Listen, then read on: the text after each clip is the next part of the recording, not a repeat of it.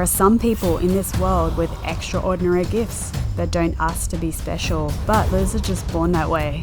Others have been blessed with these powers in unusual ways, most uncontrollable at first, but once these unique superhumans are able to harness and control their powers, then the real fun begins, until the dark side takes over and others want a piece. The movie industry brings these amazing powers to life, giving us an insight into what it would be like to be supernatural. Movie Spotlights counts down the top 10 best superhuman movies. Don't forget to subscribe and give us the thumbs up if you like these kind of movies.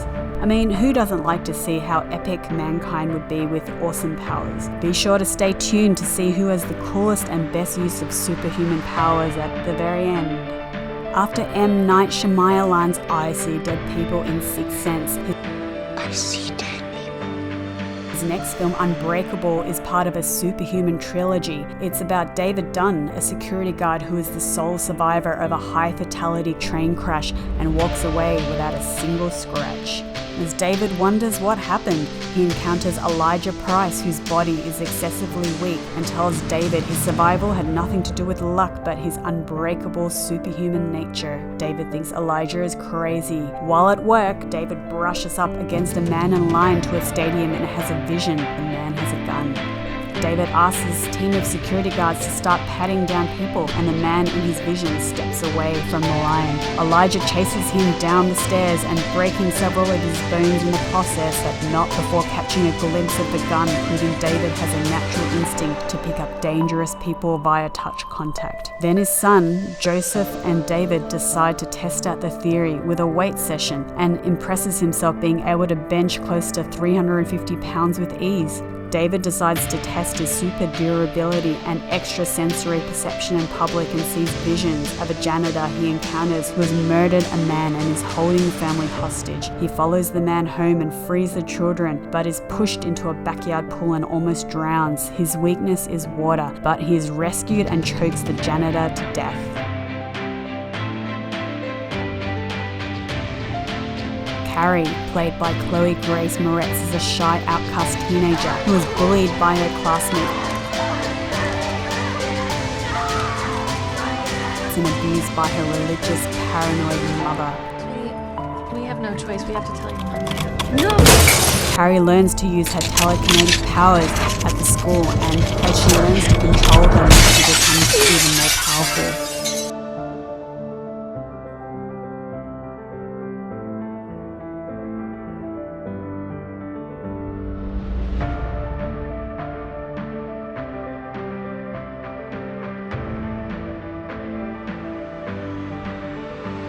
She unleashes telekinetic terror after being pushed too far at a senior prom as her classmates humiliate her by broadcasting video footage of Carrie in the changing room when Carrie discovers her period for the first time. So powerful. Her mother tries to kill her by stabbing her in the back with a butcher's knife, as her mother states, "You know a devil never dies," and slashes Carrie in the arm and leg. Carrie stops her mother from stabbing her in the face before using her mind to point a number of sharp objects at her mother and apologizing before letting them fly, pinning her mother to the wall. Carrie is unable to process her mother's death as she is angry her mother is gone. Sue, a classmate from school, approaches the house to help Carrie. Carrie is able to sense and hear the baby's heartbeat in Sue's stomach and tells her the baby is a girl. It's a girl. What?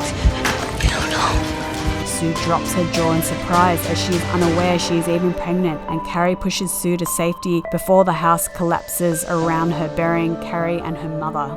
This dystopian superhuman film, Darkest Minds, is about teens who mysteriously develop powerful new abilities. They are declared a threat by the government and are detained. The most interesting is Zoo, who can manipulate electricity so anything she touches with her bare hands that is electric explodes.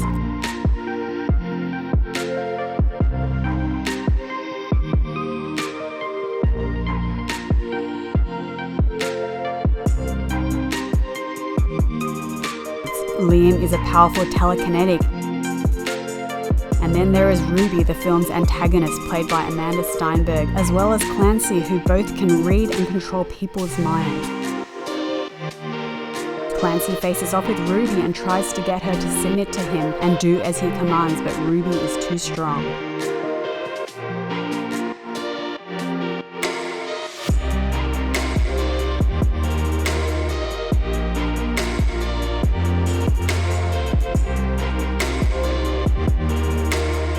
fire breathers who have been weaponized but are brainwashed by Clancy to attack.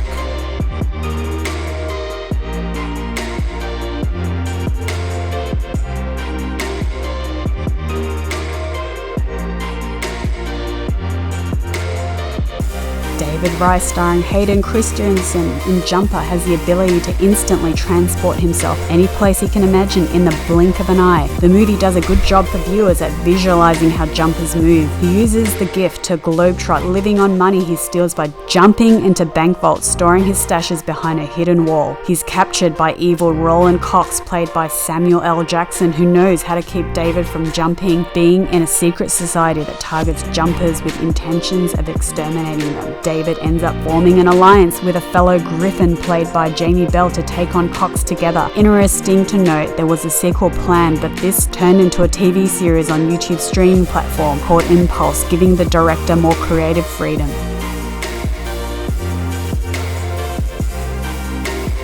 In Lucy, starring Hollywood heavyweight Scarlett Johansson as Lucy and Morgan Freeman as Professor Norman, a young woman, Lucy, was abducted by a gang in Taipei and was forced to carry a bag of drugs which was sewn inside of her abdomen. Whilst in captivity, one of her captors kicks her stomach, bursting the bag containing the drug CPH4, a highly valuable synthetic drug. The drug gives Lucy supernatural abilities like telekinesis and telepathy, and access to 90% of her brain that most of us will never use, making her superhuman. As Lucy develops the ability to use the untapped majority of her brain, she gains even more superhuman abilities like a photographic memory. She can read and speak any language almost instantly, and she has encyclopedia knowledge and can locate and pull out bullets out of her own body. And her power increases beyond belief, as she can even change the color of her own hair. It looks like a female version of Limitless, but Lucy gets lost in the shutdown. Her power is enduring, and she turns into a machine, making it nonsensical.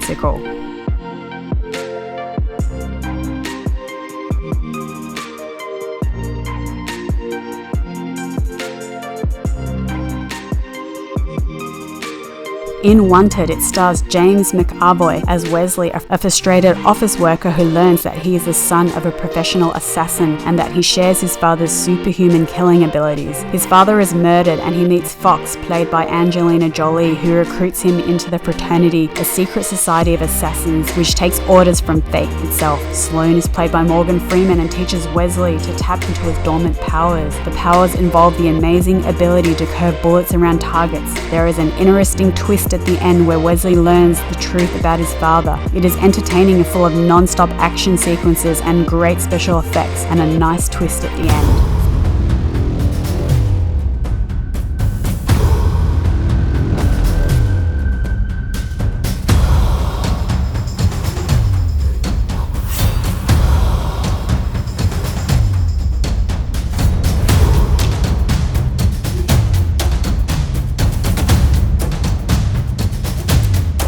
Facing unemployment and his girlfriend's rejection, writer Eddie Mora is sure he has no future in Limitless. It all changes when an old friend gives him the smart drug NZT48 that produces enhanced mental acuity. It gave Eddie superhuman intelligence. Stoked on the untested chemical, Eddie rises to the top of the financial world and attracts the attention of tycoon Robert De Niro, who intends to use him to make a fortune. But the terrible side effects and dwindling supply threaten to collapse Eddie's house of cards. With a charismatic star in the film and a unique plot at the time of making, has fascinating concepts which are relatable today, with many calling out nootropics as limitless pills, which are a fictional drug and do not exist in real life. After his father is brutally murdered in Push, Nick Gant, played by Chris Evans, vows to revenge on a covert government agency called Division, in psychic warfare and experimental drugs, trying to track those with special abilities and turn them into psychic weapon warriors. The Division is a shadowy government operation devoted to making humankind the ultimate weapon, where those who are unwilling to participate are immediately terminated. There are many explosive superhuman abilities we see in this movie. We had Cassie, played by Dakota Fanning, known as a Watcher, who has premonitions of the future. Nick is a telekinetic mover and an interesting bleeder who uses his ultrasonic weapons to hurt others.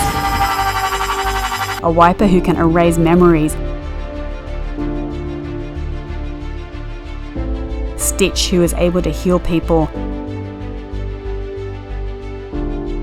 And the most powerful is Kira, played by Camilla Bell, who is able to make anyone do anything, is a high-level pusher as she is the only patient surviving the experimental drug to enhance abilities as everyone else died. This movie seems like the most realistic version of reality. People had supernatural abilities. It may just be me, but Victor, the blonde antagonist, is so incredibly badass, like an alternate version of Draco Malfoy.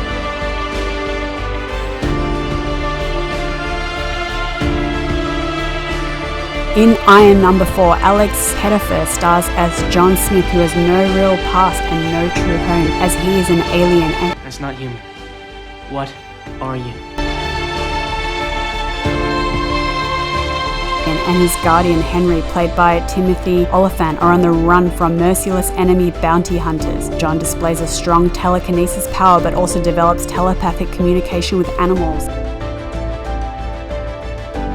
John is joined by Number 6, played by Teresa Palmer, who exhibits the power of invisibility and elemental manipulation. The movie is nothing like the books, but it's an exciting action movie to watch, a little bit like the X-Men.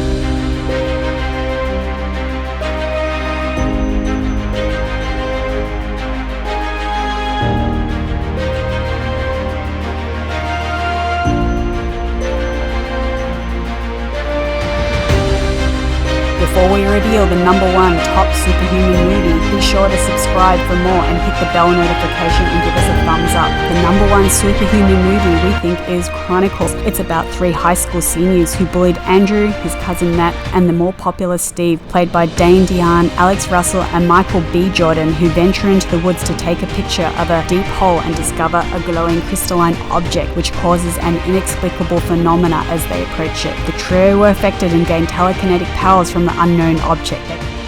They play games with their new powers at first,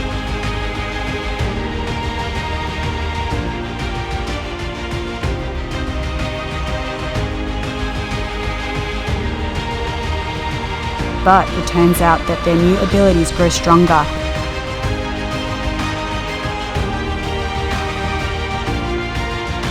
And their lives start spinning out of control when the darker sides start to emerge.